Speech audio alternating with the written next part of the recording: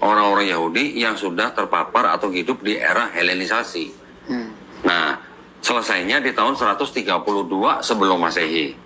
Setelah 132 Masehi sudah jadi Septuaginta, inilah yang dikutip-kutip oleh 300 tahun sebelum Masehi itu kan sudah diterjemahkan. Selesainya sama Ketuvim dan Nefim tahun berapa, Pak?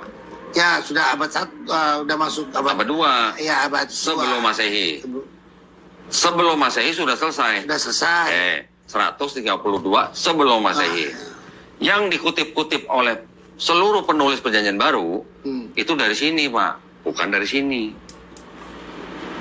Waduh, saya baru tahu ini kalau memang ada perbedaan antara Tanak yang Ibrani dan Tanak yang ini bukan Tanakh, Pak, ini Septuaginta namanya. Ya, Septuaginta. Ya.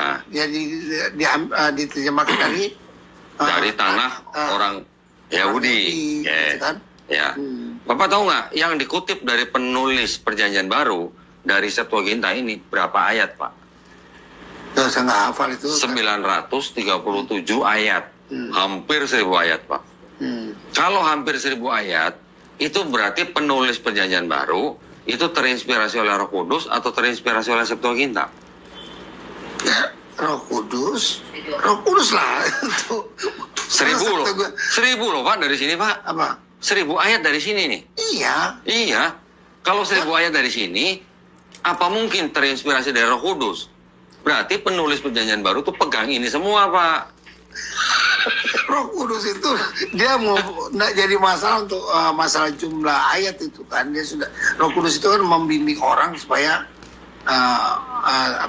Kalau membimbing orang, Pak, nggak sampai 1000 ayat. Saya setuju. Ini 1000 ayat dia lihat sini.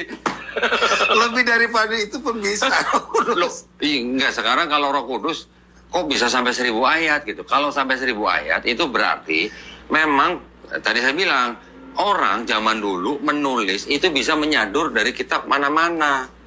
Markus dari Homer, Yohanes dari Euripides. Dengar. Bapak tahu? Roh Kudus dalam pengertian dari Pak Dondi apa itu maksudnya? Dalam perspektif Kristen atau Islam? Kalau dalam Kristen? Dalam Kristen pribadi ketiga dari ketuhanan. Itu Allah itu sendiri lah. Ya. Masa terbatas 1000 ayat dia nggak? Kalau menurut saya malah kebanyakan, Pak. Maksud saya begini, Pak. Kalau dari Roh Kudus yang benar-benar Tuhan, nggak perlu nyontek dari Septuaginta.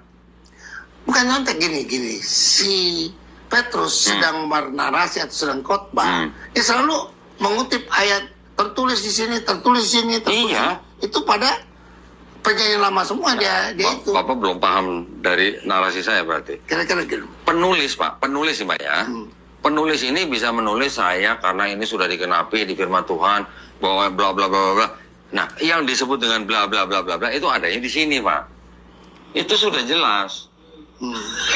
Jadi menulis dengan gaya penulis, dengan narasi penulis, dia tinggal ngutip-ngutip dari sini. Ada 1000 ayat Pak yang dikutip dari sini. Bahkan yang paling banyak dari Wahyu mengutip dari sini. 245 ayat. Saya ada daftar itu. Iya, Wahyu kan ada dari Daniel.